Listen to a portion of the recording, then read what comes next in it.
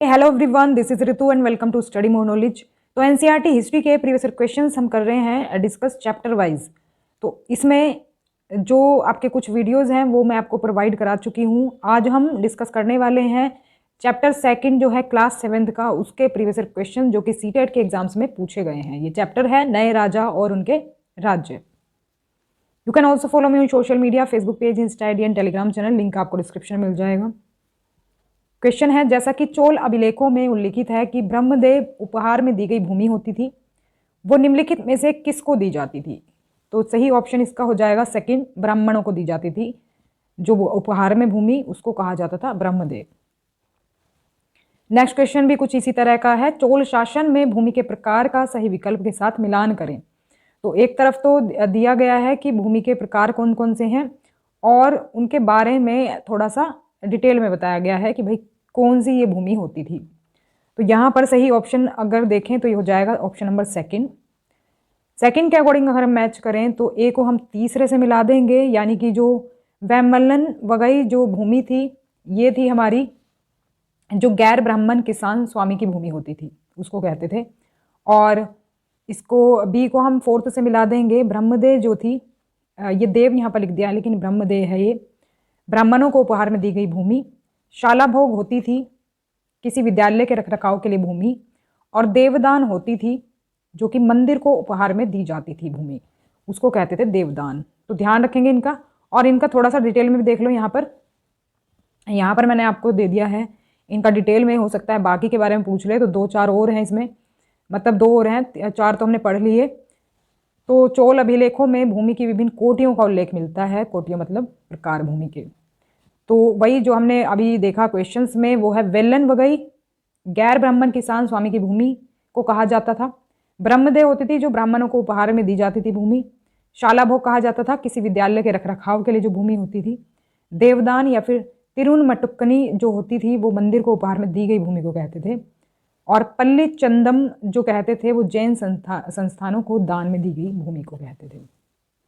तो ये ध्यान रखेंगे, और यहाँ पर आप इसको इंग्लिश में भी देख सकते हैं। तो यहाँ पर देखो नाम आपको ये कुछ अजीब से इसलिए दिख रहे होंगे, ये जो भूमि के प्रकार हमने देखा, क्योंकि ये जो एक तरह से जो साम्राज्य था ना ये साउथ में था, तो वो साउथ इंडियन जो लैंग्वेज है ना उसी के अकॉर्डिंग ये नेम है। चोल साम्राज्य में सभा का सदस्य बनने के लिए निम्नलिखित में से कौन सी एक शर्त नहीं थी? तो यहाँ पर सही ऑप्शन हो जाएगा फर्स्ट, उनकी उम्र 25 से 70 वर्ष के बीच होनी चाहिए। तो ये कंडीशन नहीं थी, क्योंकि यहाँ पर जो एज दी गई है ना वो थोड़ी सी अलग फिगर दे दी गई है, 35 से 70 वर्ष के बीच होनी चाहिए अगर सभा का सदस्य बनना है। तो बाकी के सभी ऑप्शन यहाँ पर सही हो जाएंगे, क्योंकि यहाँ पर हमसे पूछा था कौन सी शर्त नहीं थी। नेक्स्ट क्वेश्चन भी कुछ इसी तरह का है, तमिलनाडु के चिंगलपुट जिले में उत्तरामेरूर के शिलालेख में निर्धारित नियम के कारण निम्न में से कौन सभा के सदस्य नहीं बन सकते? तो ये चोल काल की बात हो रही है, तो सभा के सदस्य कौन नहीं बन सकते? यहाँ पर हो जाएगा ऑप्शन नंबर 4, वे जिन्होंने अपना हिसाब किताब नहीं दिया था। अब देख रहे हो आप जो क्वेश्चन है उनमें कितनी सिमिलैरिटीज हो जाती है कभी कभी, तो ये क्वेश्चंस इसी चीज़ में हेल्प करते हैं। आपकी जो कंसेप्ट है ना वो क्लियर अगर हो जाए, या फिर आप एक बार क्वेश्चन को देख लें एक नज़र ही, तो आपको इसके बारे में जानकारी हो जाएगी कि भाई ऐसे भी क्वेश्चंस आते हैं। अब देखो इनके बारे में थोड़ा सा डिटेल में देख लेते हैं, जिससे आपको पता चले कि भाई क्वेश्चन जो हैं कैसे फॉर्म होते हैं। तमिलनाडु के चिंगलपुट जिले के उत्तर मेरूर से प्राप्त अभिलेखों में ब्राह्मणों की सभा के संगठन का वर्णन है, और सिंचाई के कामकाज, बाग बगीचों, मंदिरों की देखरेख के लिए सभा में विभिन्न समितियां होती थी। इनमें सदस्यता के लिए जो लोग योग्य होते थे उनके नाम तालपत्र के छोटे टिकटों पर लिखे जाते थे। भाई टिकटों पर लिख दे, अब क्योंकि देखो पहले पेपर तो था नहीं तो तालपत्र पर लिखते थे। तालपत्र के मतलब छोटे टिकटों पर लिखे जाते थे और मिट्टी के बर्तन में रख दिए जाते थे, और किसी लड़के को हर समिति के लिए टिकट निकालने के लिए कहा जाता था। जैसे हम खेलते हैं ना आजकल गेम्स खेलते हैं, बस वैसे ही कुछ उसी तरह से। अब यहाँ पर देखो जो सदस्य बनेगा ना सभा का, उसके लिए कुछ कंडीशंस दी गई हैं। जैसे भाई आज होता है कोई चुनाव में खड़ा होगा तो उसके लिए क्या कंडीशंस हैं, कुछ इसी तरह से भाई जो किसी चीज़ का मेंबर बनेगा वो उसके लिए क्या कंडीशंस होनी चाहिए, वैसे ही। तो यहाँ पर उत्तर मेरूर अभिलेख के अनुसार सभा की जो सदस्यता मिलती थी ना वो किसी ऐसे मेंबर को मिलती थी जो कि सभा की सदस्यता के लिए इच्छुक लोगों को ऐसी भूमि का स्वामी होना चाहिए जहाँ से भू राजस्व वसूला जाता है। तो मतलब उनमें जो है ना एक तरह से वो किसी ना किसी ज़मीन के मालिक होने चाहिए जहाँ से लैंड रेवेन्यू मिल सके। ऐसा ना हो कि भाई वो उसके पास ज़मीन ना हो, तो वो ऐसा जो है ना ऐसा जो पर्सन होगा वो सभा का सदस्य नहीं बन पाएगा। उनके पास अपना घर होना चाहिए, ये भी कंडीशन थी। उनकी उम्र 35 से 70 के बीच होनी चाहिए। उन्हें वेदों का ज्ञान भी होना चाहिए। देखो ये जो है ना, जैसे आजकल एजुकेटेड लोग माने जाते हैं जब वो पढ़ लिख लेते हैं, डिग्री हासिल कर लेते हैं, लेकिन पहले पढ़ा लिखा एक तरह से वेदों का ज्ञान होना ही बहुत बड़ी बात होती थी पहले। तो एक तरह से जो पढ़ा लिखा है उसको वही कंसीडर किया जाता था, वेदों का ज्ञान जिसको होता था। उन्हें प्रशासनिक मामलों की अच्छी जानकारी होनी चाहिए और ईमानदार होना चाहिए, ये भी कंडीशन थी। और यदि कोई पिछले 3 सालों में किसी समिति का सदस्य रहा है तो वह किसी और समिति का सदस्य नहीं बन सकता। जिसने अपने या अपने संबंधियों के खाते जमा नहीं कराए हैं वह चुनाव नहीं लड़ सकता। इसका मतलब है कि भाई जिसने अपना हिसाब किताब नहीं दिया है, जो कि हमें ऑप्शन में दिया गया था, तो वो चुनाव नहीं लड़ सकता। भाई उसका तो हमारे पास डिटेल ही नहीं होगी, उसके पास कितनी ज़मीन है, उसे ज्ञान है वेदों का कि नहीं है, या फिर और चीज़ें उसके बारे में, तो वो चुनाव नहीं लड़ सकता। तो यहाँ पर आप इंग्लिश में भी इसको देख सकते हैं। नेक्स्ट क्वेश्चन है, एलोरा की गुफा का भित्ति चित्र जिसमें विष्णु को नरसिंह अर्थात पुरुष सिंह के रूप में दिखाया गया है, किस काल की कृति है? ये ऑप्शन सही हो जाएगा यहाँ पर फर्स्ट, राष्ट्रकूट काल। तो ये है, देखो मुराल पेंटिंग है, आपने अक्सर सुना होगा मुराल पेंटिंग के बारे में, इंग्लिश में कहते हैं मुराल इसको, भित्ति चित्र। नेक्स्ट क्वेश्चन देखें, देखो 2 बार ये क्वेश्चन पूछा गया था और एज इट इज़ पूछा गया है, थोड़ा बहुत फेरबदल के साथ। तो ऐसे ही रिपीट होते हैं क्वेश्चन सीटेट में। एलोरा की गुफा 15 का भित्ति चित्र, इनको नाम दिए गए हैं गुफाओं को। तो ये 15 नंबर की केव है, इसका जो भित्ति चित्र है इसमें विष्णु को नरसिंह अर्थात पुरुष सिंह के रूप में दिखलाया गया है, किस काल की कृति है? तो ये हो जाएगा राष्ट्रकूट काल। तो अलग अलग क्वेश्चन पेपर में आए हुए क्वेश्चन है ये दोनों। यहाँ पर देख लेते हैं इसके बारे में, देखो एज इट इज़ लाइन ये आई है आपकी बुक से। एलोरा की गुफा 15 का भित्ति चित्र जिसमें विष्णु को नरसिंह अर्थात पुरुष सिंह के रूप में दिखाया गया है, ये राष्ट्रकूट काल की कृति है। यहाँ पर आप डायग्राम भी देख सकते हैं। कन्नौज के लिए त्रिपक्षीय संघर्ष निम्नलिखित में से किस शक्ति द्वारा लड़ा गया था? ये हो जाएगा ऑप्शन नंबर सेकंड, गुर्जर प्रतिहार, राष्ट्रकूट और पालों के द्वारा। नेक्स्ट क्वेश्चन भी कुछ इसी तरह का है, ये अलग अलग क्वेश्चन पेपर हैं। कन्नौज पर नियंत्रण के लिए त्रिपक्षीय संघर्ष में निम्नलिखित राजनीतिक शक्तियों में से कौन सी 3 पार्टियां थी? तो ये हो जाएगा ऑप्शन नंबर 1, गुर्जर प्रतिहार, राष्ट्रकूट और पाल। इनके बारे में थोड़ा सा जान लेते हैं। देखो ये जो है ना, पहले के टाइम में धन के लिए होते थे युद्ध, और कभी कभी जगह के लिए भी होते थे, भाई प्लेस के लिए। तो ये जो धन के लिए युद्ध हुआ था वो यहाँ पर है। प्रत्येक शासक राजवंश का आधार कोई क्षेत्र विशेष था, तो मतलब एक कोई क्षेत्र विशेष इनका होता था जो बेस होता था, तो वे दूसरे क्षेत्रों पर भी नियंत्रण करने का प्रयास करते। अब भाई अपनी तो उनकी है ही डायनेस्टी जो भी है, लेकिन उनको दूसरा भी जगह चाहिए कि भाई इतने एरिया पर भी हम अपना अधिकार कर लें। तो एक विशेष रूप से वांछनीय क्षेत्र था गंगा घाटी में कन्नौज नगर। तो ये जो कन्नौज नगर था ना, इसके लिए जो ये तीनों शासक थे, तीनों वंश के शासक, गुर्जर प्रतिहार, राष्ट्रकूट और पाल, ये सदियों तक कन्नौज के ऊपर नियंत्रण को लेकर आपस में लड़ते रहे। तो ये जो लड़ाई थी काफ़ी लंबी चली और इस लड़ाई के 3 पक्ष थे, इसलिए इतिहासकारों ने इसको एक तरह से त्रिपक्षीय संघर्ष का नाम दे दिया, क्योंकि तीनों और काफ़ी लंबे समय तक लड़ते रहे। भाई एक आध बार लड़े तो बात अलग थी, लेकिन बहुत लंबा ये संघर्ष चला, इसी वजह से इसको त्रिपक्षीय संघर्ष कहते हैं। देखो इनका जो था ना रूल, ये कुछ इस जगह पर था भारत में। ये जो ग्रीन कलर देख रहे हो आप, ये है गुर्जर प्रतिहार का, ये ऑरेंज कलर में ये राष्ट्रकूट का, और ये है पालों का। तो ये जो है कन्नौज, ये वाला जगह, यहाँ पर ये तीनों संघर्ष इनका चलता रहता था इस जगह को कब्जाने के लिए। अब देखो गंगा घाटी है ना, ये आप समझो गंगा घाटी के आसपास का जो एरिया है ना वो रिच मिलेगा। रिच क्यों मिलेगा? क्योंकि यहाँ पर आबादी भी ज़्यादा होगी और यहाँ पर संपन्नता ज़्यादा होगी, क्योंकि खेती वगैरह होती है, भूमि उपजाऊ है। भूमि उपजाऊ है तो आपको पता ही है, भूमि उपजाऊ होगी तो किसानों से जो टैक्स है वो अच्छा खासा मिल जाएगा, तो टैक्स में कोई दिक्कत नहीं आएगी। तो वही है, तो इसी वजह से जो ऐसे संपन्न एरिया होते हैं ना नदी घाटी के आसपास वाले, वो काफ़ी मतलब रिच हुआ करते थे, और वहीं को कब्जाने के लिए ये लोग जो है संघर्ष करते रहे। नेक्स्ट क्वेश्चन में स्टेटमेंट दी गई है, सही ऑप्शन यहाँ पर हो जाएगा सेकंड। दोनों सही हैं लेकिन स्पष्टीकरण सही नहीं दिया गया है, क्योंकि अलग अलग बातें हैं दोनों के। जैसे कि वैसे तो चोल मंदिर के बारे में ही है, चोल मंदिर धार्मिक, सामाजिक और सांस्कृतिक जीवन के केंद्र थे, और चोल कांस्य प्रतिमाएं देवी देवताओं की थी, पर कुछ प्रतिमाएं भक्तों की भी थी। दोनों सही हैं, लेकिन स्पष्टीकरण सही नहीं है। यहाँ पर थोड़ा सा जान लेते हैं इसके बारे में। चोल काल में जो है काफ़ी मंदिरों का निर्माण हुआ था, मूर्तिकला भी काफ़ी यहाँ पर प्रसिद्ध थी। तो राजराज और राजेंद्र प्रथम द्वारा बनवाए गए तंजावुर और गंगईकोंड चोलपुरम के बड़े मंदिर स्थापत्य और मूर्तिकला की दृष्टि से एक चमत्कार है। यानी कि हम ये कह सकते हैं काफ़ी मतलब अलग लेवल के इन्होंने जो मंदिर हैं वो बनवाए।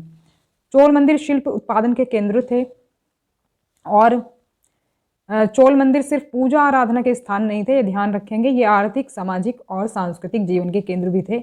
ये स्टेटमेंट हमारी क्वेश्चन में थी। चोल मंदिर के साथ जुड़े हुए शिल्पों में सबसे विशिष्ट था कांस्य प्रतिमाएं बनाने का काम। तो ब्रोंज की प्रतिमाएं जो है बनाई जाती थी। चोल कांस्य प्रतिमाएं संसार की सबसे उत्कृष्ट यानी कि सबसे अच्छी कांस्य प्रतिमाओं में गिनी जाती हैं। ज़्यादातर प्रतिमाएं तो देवी देवताओं की ही होती थी, लेकिन कुछ प्रतिमाएं भक्तों की भी बनाई गई थी, ध्यान रखेंगे। नेक्स्ट क्वेश्चन है, किताब अल हिंद किसके द्वारा लिखा गया था? तो ये हो जाएगा ऑप्शन नंबर सेकंड, अल बिरूनी। कहीं कहीं अल बिरूनी मिलेगा आपको एनसीईआरटी में। नेक्स्ट क्वेश्चन है, अजर्शन और रीजन से रिलेटेड। सही ऑप्शन की मैं बात करूं तो ये हो जाएगा ऑप्शन नंबर थर्ड। दोनों यहाँ पर सही हैं, और रीज़न भी जो दिया गया है वो बिल्कुल सही दिया गया है कि अल बिरूनी ने किताब अल हिंद लिखा था। और क्यों लिखा था? क्योंकि गजनी के सुल्तान महमूद को उन लोगों के बारे में और जानने में दिलचस्पी थी जिन पर उन्होंने विजय प्राप्त की थी। अब क्योंकि भाई भारत में भी उसने बहुत बार आक्रमण किया था, यहाँ पर जीता था, मंदिरों को लूटा था बहुत, तो उसको दिलचस्पी थी यहाँ के लोगों के बारे में जानने के लिए, तो इसलिए उसने यहाँ का इतिहास लिखने के लिए अल बिरूनी को कहा। देखो यहाँ पर ना अजर्शन और रीज़न में बहुत कंफ्यूज आप होते हैं। अजर्शन रीज़न करने का सबसे अच्छा तरीका यही है, पहले तो स्टेटमेंट्स देखो कि सही है या नहीं है। अगर आपको नॉलेज होगी तो आप पहचान पाओगे भाई सही है या गलत है, और अगर सही है तो फिर देखो उनमें कनेक्शन बन रहा है कि नहीं बन रहा है। जैसे कि हमने अभी ये देखा, अल बिरूनी ने किताब अल हिंद लिखा था क्योंकि गजनी ने उससे कहा था। तो ये सेंटेंस तो मैंने छोटा कर दिया, लेकिन बात वही है अगर शॉर्ट में देखें तो इसी वजह से। तो इस तरह से अजर्शन रीज़न के क्वेश्चंस होते हैं। यहाँ पर थोड़ा सा देख लेते हैं, ये थोड़ा डिटेल में है क्योंकि और भी क्वेश्चन हो सकता है इस टॉपिक से पूछ ले जाएं। शासकों ने बड़े मंदिरों का निर्माण करवाकर अपनी सत्ता और संसाधनों का प्रदर्शन करने का प्रयास किया, इसलिए जब वे एक दूसरे के राज्य पर आक्रमण करते थे तो मंदिरों को भी अपना निशाना बनाते थे। और मैं तो ये कहूँगी बल्कि जो टारगेट होता ना उनका मंदिर ही होता था, क्योंकि उनको पता था कि भाई हम यहीं से इनकी शक्ति जो है कमज़ोर करेंगे शासकों की, जो कभी कभी बहुत अधिक संपन्न होते थे। तो मंदिर कभी कभी काफ़ी संपन्न भी होते थे। तो अफगानिस्तान के गजनी का सुल्तान महमूद ऐसे शासकों में से सबसे प्रसिद्ध है जिसने मतलब मंदिरों पर आक्रमण किया। उसने 997 से 1030 तक शासन किया। अपने नियंत्रण का विस्तार मध्य एशिया के भागों, ईरान और उपमहाद्वीप के उत्तर पश्चिमी हिस्से तक उसने किया। वो लगभग हर साल उपमहाद्वीप पर हमला करता था। उसका निशाना थे संपन्न मंदिर, जिनमें गुजरात का सोमनाथ मंदिर भी शामिल था। महमूद जो धन उठा ले गया उसका बहुत बड़ा हिस्सा गजनी में एक वैभवशाली राजधानी के निर्माण में खर्च हुआ। मतलब देखो भाई, यहाँ से धन ले जाते थे लोग, जैसे अंग्रेजों ने किया, और ये महमूद ने भी कुछ ऐसा ही किया। तो ये भी धन ले गया, अपने राज्य में लगाया इसने भी सब, और ऐसे ही अंग्रेजों ने लगाया। भाई यहाँ को लूट करके लोगों ने अपने राज्यों का निर्माण कर लिया। और सुल्तान महमूद अपने द्वारा जीते गए लोगों के बारे में भी कई बातें जानना चाहता था, और उसने अल बिरूनी नामक एक विद्वान को इस उपमहाद्वीप का लेखा जोखा लिखने का काम सौंपा। तो अरबी में लिखी गई उसकी कृति किताब अल हिंद आज भी इतिहासकारों के लिए एक महत्वपूर्ण स्रोत है। तो लैंग्वेज ध्यान रखेंगे, हो सकता है पूछ लिया जाए, अरबी में लिखी थी। अल बिरूनी ने इसे तैयार करने के लिए संस्कृत के विद्वानों से परामर्श किया। उसके बाद देखिए नेक्स्ट क्वेश्चन है, 7वीं शताब्दी में बड़े जमींदारों और योद्धा प्रमुखों ने धन शक्ति प्राप्त की और खुद को इस प्रकार घोषित किया। तो क्या घोषित किया? महासामंत। महासामंत इन्होंने घोषित किया जब ये शक्तिशाली हो गए। 7वीं शताब्दी में बड़े भूस्वामी और योद्धा सरदार विभिन्न क्षेत्रों में किस नाम से जाने जाते थे? तो ये भी वही है, सिमिलर क्वेश्चन है महासामंत। ये पुराना क्वेश्चन है, और वो देखो जो पीछे वाली स्लाइड में था ना, वो नया क्वेश्चन है ऑनलाइन एग्जाम का। तो देखो रिपीट होते हैं क्वेश्चन पीछे के एग्जाम्स के भी, तो ध्यान रखेंगे। प्रीवियस ईयर कर लोगे तो कुछ क्वेश्चन आपके रिपीट होने के चांसेस भी हैं। नेक्स्ट क्वेश्चन है, हिरण्यगर्भ नामक अनुष्ठान किया जाता था। तो किस लिए किया जाता था? ये सेकंड ऑप्शन करेक्ट हो जाएगा, राजा को क्षत्रिय घोषित करने के लिए, चाहे वो जन्म से क्षत्रिय हो या ना हो। तो क्षत्रिय नहीं होता था तो ये करके क्या होता था, वो क्षत्रिय हो जाता था। सेकंड ऑप्शन हो जाएगा। दांतीदुर्ग जिसने हिरण्यगर्भ नामक एक अनुष्ठान किया वह था। तो कौन था वो था राष्ट्रकूट प्रधान। अब इसके बारे में थोड़ा सा जान लेते हैं। देखो 7वीं शताब्दी के बाद कई राजवंशों का उदय हुआ। उपमहाद्वीप के विभिन्न हिस्सों में 7वीं से 12वीं शताब्दी के बीच शासन करने वाले प्रमुख राजवंश आपको यहाँ पर दिखाई देंगे। देखो अलग अलग नाम आपको मिलेंगे। ये यहाँ पर वो भी है, वही वाला मैप है ये, जहाँ पर पाल, राष्ट्रकूट और गुर्जर प्रतिहार वंशों के बारे में आपने देखा था। यहाँ पर आपको बाकी भी मिलेंगे। देखो मुल्तान के अरब, पता नहीं कितने लोग, मतलब कितने शासक यहाँ पर मिलेंगे, लेकिन हमारा जिससे मतलब है ना, हम वही देखेंगे, एक्स्ट्रा पर ध्यान नहीं देंगे हम। यहाँ पर चालुक्य वगैरह भी मिल जाएंगे आपको। चहमान दिखेंगे। चहमान जो है ना वो चौहान है, जो पृथ्वीराज चौहान आपने सुना है ना नाम, ये चहमान वही थे, बाद में चौहान कहलाए। आगे बढ़ते हैं। तो 7वीं सदी तक उपमहाद्वीप के विभिन्न भागों में बड़े भूस्वामी और योद्धा सरदार जो है अस्तित्व में आए। राजा लोग प्राय उन्हें अपने मातहत या सामंत के रूप में मान्यता देते थे। तो राजा जो है सामंत की इनको उपाधि देते थे, और वे राजा या स्वामी के लिए उपहार लाते थे, उनके दरबार में हाजिरी लगाते थे, भाई आते थे, जैसे कि भाई अटेंडेंस लगानी होती है, और उन्हें सैन्य सहायता भी प्रदान करते थे। भाई जब जरूरत होती थी सैन्य सहायता भी मिलती थी राजा को उनसे। अधिक सत्ता और संपदा हासिल करने पर सामंत अपने आप को महासामंत, महामंडलेश्वर इत्यादि घोषित कर देते थे। भाई जब ज़्यादा पावरफुल हो जाता था, भाई ज़्यादा सेना हो गई, तो वो राजा को ही एक तरह से चैलेंज कर देता था, भाई हम तो अब जो है इंडिपेंडेंट हैं, हमें तुम्हारी ज़रूरत नहीं है, तो हम तो अपना अलग राज्य बनाएंगे। तो वो तब महासामंत या फिर महामंडलेश्वर अपने आप को घोषित कर देते थे। कभी कभी वे अपने स्वामी के आधिपत्य से स्वतंत्र भी हो जाते थे, जैसा कि मैंने बताया। इस तरह का एक उदाहरण दक्कन में राष्ट्रकूटों का था। देखो राष्ट्रकूट जो है ना, कुछ इसी तरह का एग्जाम्पल है कि उन्होंने महासामंत अपने आप को घोषित कर दिया, स्वतंत्र अपने आप को घोषित कर दिया। शुरुआत में वे कर्नाटक के चालुक्य राजा के अधीन थे। भाई जब पावरफुल हो गए तो फिर सोचा क्यों ना अपना अलग राज्य बनाए। 8वीं सदी के मध्य में एक राष्ट्रकूट प्रधान दंती दुर्ग ने अपने चालुक्य स्वामी की अधीनता से इनकार कर दिया कि भाई अब तुम अपना काम देखो और मैं अपना काम देखूंगा, और उसे हराया और हिरण्यगर्भ, यानी जिसका मतलब है सोने का गर्भ, नामक एक अनुष्ठान किया। तो जब ये अनुष्ठान ब्राह्मणों की सहायता संपन्न किया जाता था तो ये माना जाता था कि इससे याजक यानी कि जो जन्मना या क्षत्रिय ना होते हुए भी क्षत्रिय के रूप में दोबारा क्षत्रियत्व प्राप्त कर लेगा या क्षत्रिय बन जाएगा। तो ये ध्यान रखेंगे। नेक्स्ट क्वेश्चन है, चोल काल में व्यापारियों के संघ को कहा जाता था, तो ये कहा जाता था नगरम। तो ये थी हमारी आज की वीडियो। पसंद आई हो तो लाइक करें, शेयर करें और सब्सक्राइब कर लें चैनल को, जिससे कि आपको सभी नोटिफिकेशन एंड अपडेट्स मिलते रहे। वीडियो कमेंट करके ज़रूर बताएं वीडियो के कमेंट में कि आपको वीडियो कैसा लगा। तो मिलते हैं नेक्स्ट क्लास में, तब तक के लिए stay connected and keep watching study more knowledge. इसके अलावा हमारी मैराथन क्लासेस ज़रूर देखें, 3 वीडियोज़ आपको प्रोवाइड करा चुकी हूँ, बाकी की भी आपको कुछ वीडियोज़ मिलेंगी। अभी एग्ज़ाम तो चल ही रहे हैं। तो थैंक्स फॉर वॉचिंग, मिलते हैं नेक्स्ट क्लास में।